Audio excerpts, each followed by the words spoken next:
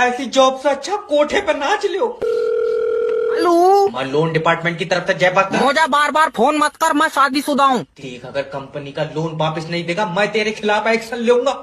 जैसे हिसाब से तेरा फोन आ रहा है, दिल तेरा पप्पी लेन का कर रहा है।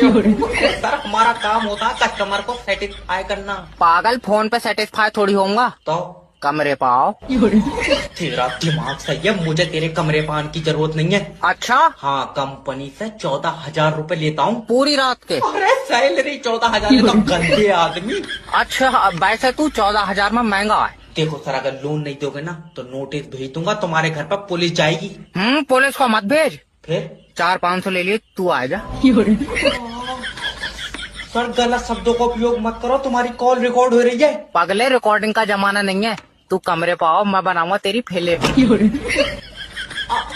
कसर रह गई हो तो तुम मुझे इनके सामने नंगा कर दो।